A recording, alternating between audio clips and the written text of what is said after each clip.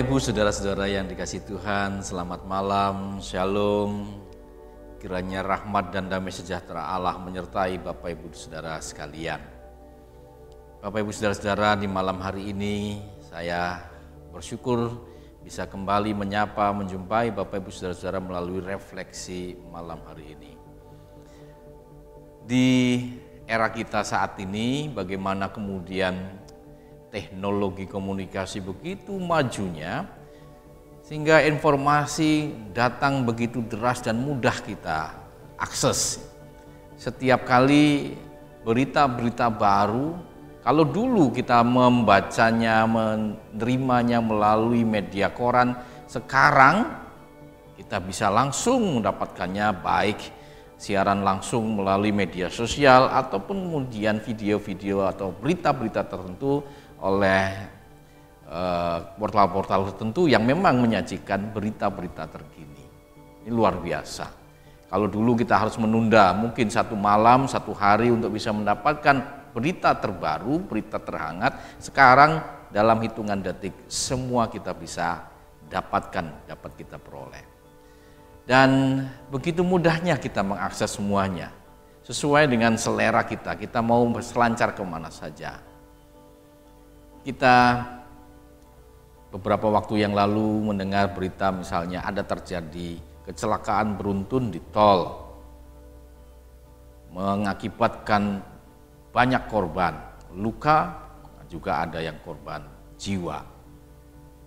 Di tempat lain kita mendengar bencana alam karena banjir, karena longsor, karena kebakaran hutan, karena hal-hal yang lain. Begitu mudah kita dapat dan begitu cepat ya mereka berita itu sampai kepada kita. Kalau kita melakukannya, kita nonton TV misalnya, kita dengan mudah sebentar kita menonton acara berita yang isinya salah satunya mungkin juga tentang kesedihan, bencana atau kedukaan, tetapi dalam sekejap kita bisa pindah ke channel yang lain, lalu kita mendapati nonton sinetron yang lagi hot sekarang ini misalnya.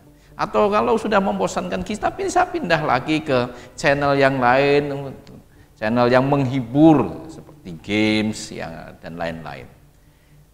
Begitu mudah kita bisa beralih dari satu channel ke channel yang lain, dari satu acara ke acara yang lain, bahkan yang sifatnya sangat kontras. Misalnya kita sekarang menyaksikan tentang duka, tentang peristiwa bencana yang di dalamnya ada banyak korban, tetapi dalam sekejap kita bisa pindah ke acara lain, acara suka-suka, acara gembira, acara yang menghibur hati.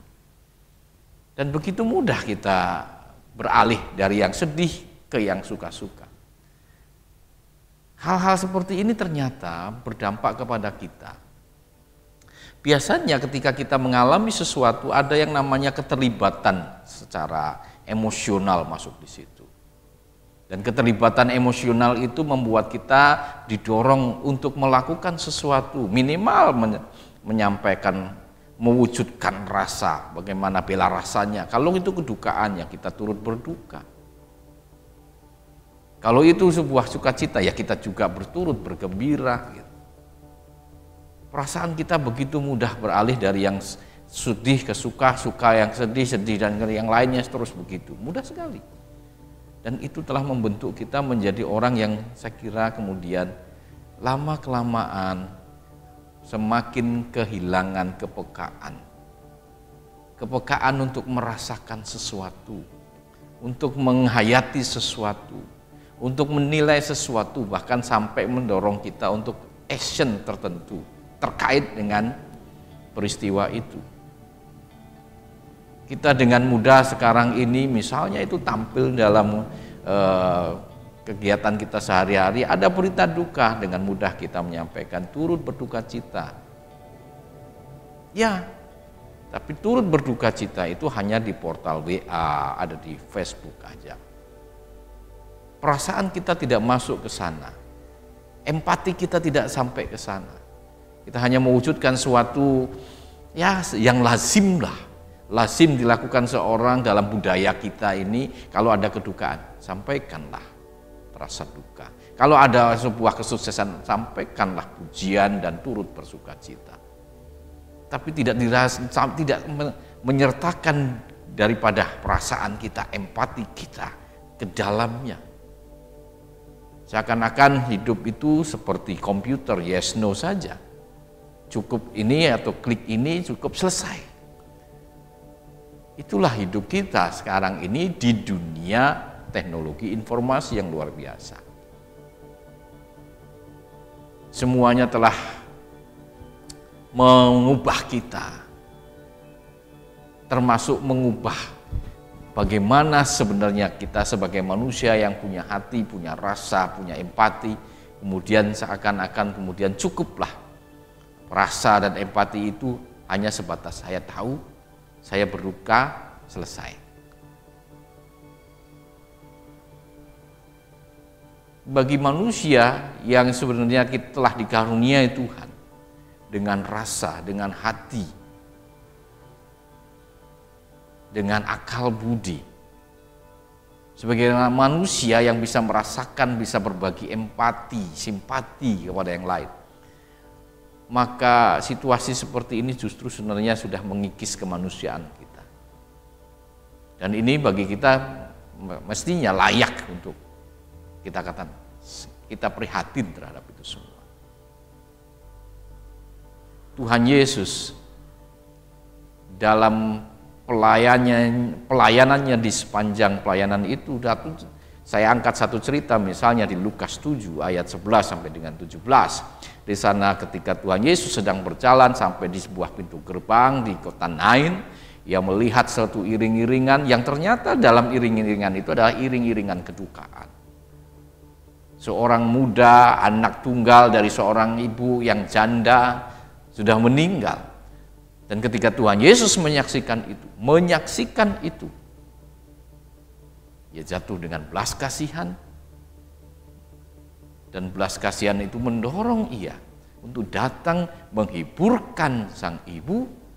Bahkan penghiburannya bukan hanya sekedar kata-kata yang memberikan penghiburan, tetapi juga tindakan empati yang kemudian membantu ibu itu untuk keluar dari kedukaannya. Tuhan Yesus melalui sikapnya ini sudah mempertontonkan kepada kita, menunjukkan kepada kita dan meladankan kepada kita tentang bagaimana orang punya rasa, menangkap peristiwa-peristiwa di sekitarnya dengan kepekaan hatinya, dan dari kepekaan itu kemudian lahirlah empati dan tindakan yang didasarkan empati itu. Itulah Tuhan Yesus, itulah Tuhan yang mengajarkan kepada kita. Dan sekarang ini saya kira ini juga patut untuk kita kemudian refleksikan dalam hidup kita, untuk kita periksa lagi dalam hidup kita. Seperti tadi saya sampaikan di depan bahwa ternyata kita sudah dibiasakan dengan teknologi informasi yang begitu rupa, informasi yang begitu datang cepat, deras, dan dengan macam-macamnya itu, dan hanya dengan klik saja kita bisa melihat, masuk untuk membaca, melihat tentang berita duka, melihat tentang berita sukacita, melihat tentang kesuksesan, melihat tentang berita informasi tentang hiburan dan lain sebagainya. Kita seakan-akan sudah dengan demikian kita sudah diajak untuk mengalami hidup yang kita tidak bisa atau kekurangan waktu untuk bisa masuk ke dalam suatu peristiwa untuk bisa merasai, menimbang, dan dengan kepekaan kita kemudian melahirkan empati yang mendorong aksi. Dan ini yang menjadi sebenarnya sebuah keprihatinan juga. Kita harus hati-hati, kita harus berani untuk kemudian, ya saya sebagai manusia, sebagai yang dilahirkan dengan berkat Tuhan, saya punya hati, punya rasa, punya kepekaan, punya akal budi. Maka layaklah ini untuk kita terus jaga Kita harus bangun kepekaan kita. Kita harus hidupkan kepekaan itu sehingga dalam prakteknya kita bisa mewujudkan tindakan-tindakan yang dilahirkan karena empati, tindakan-tindakan yang mungkin datang spontan, tetapi spontan dari sesuatu yang lahir dari hati yang disentuh oleh belas kasihan, disentuh karena kita punya kepekaan, disentuh karena kita kemudian dari diri kita lahir empati yang harus kemudian dilanjutkan dengan tindakan.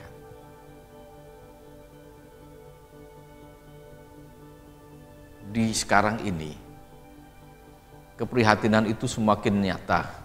Kita lihat bagaimana orang mungkin orang terpelajar, orang yang pandai, orang yang tahu, orang yang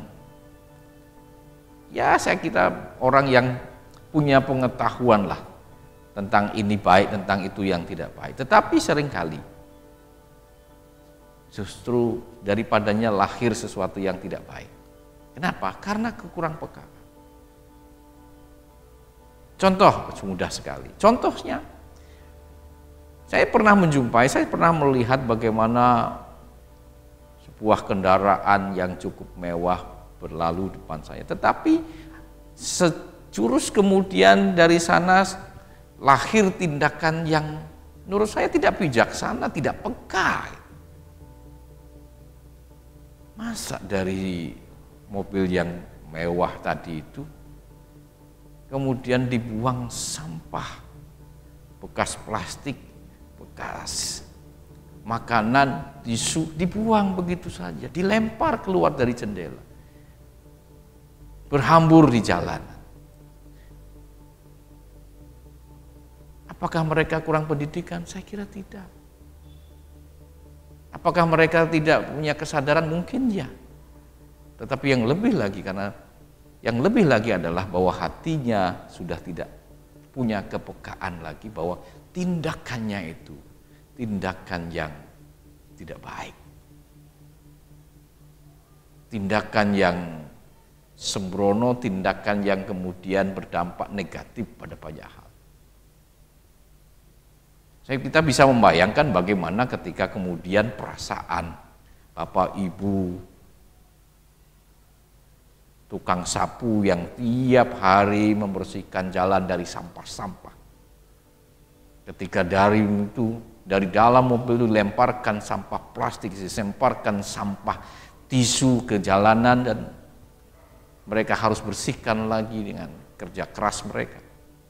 Bayangkan, tindakan mereka jelas tidak memberikan penghargaan terhadap upaya kerja dari Bapak Ibu tukang sapu yang terus bekerja untuk menjaga kebersihan, menjaga keindahan, kenyamanan lingkungan kita, jalan kita. Itu dari sisi satu itu saja. Yang lain banyak. Kalau saja di belakangnya ada pengendara yang lain, mungkin saja sampah yang dibuang itu bisa kena orang.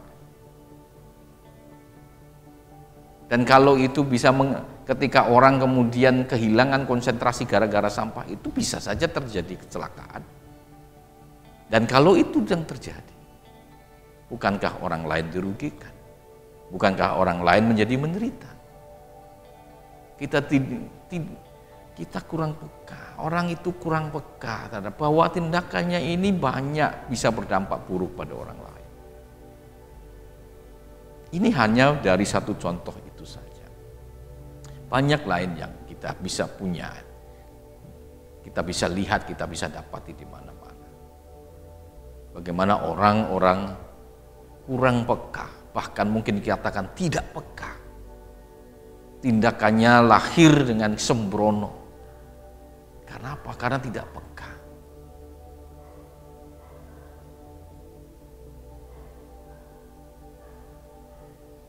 Jadi refleksi malam hari ini melalui firman Tuhan yang kita juga bisa baca dan renungkan tadi di Lukas 7 ayat 1 sampai 17, ayat 11 sampai 17.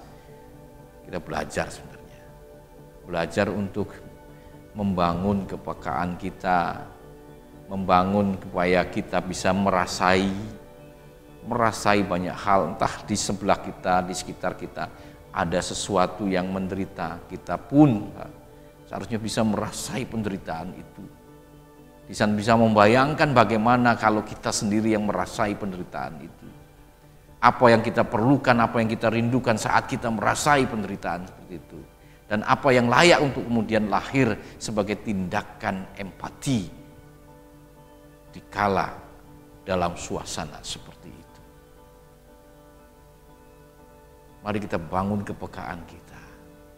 Kepekaan sebagai manusia. Manusia yang punya akal budi, manusia yang diisi dengan firman Tuhan, manusia yang belajar dari Tuhan sendiri, dari Tuhan Yesus, yang telah memberi dirinya untuk menjadi berkat bagi umat manusia. Mari kita beri diri kita dengan empati kita, dengan kepekaan hati kita untuk kehidupan di sekitar kita.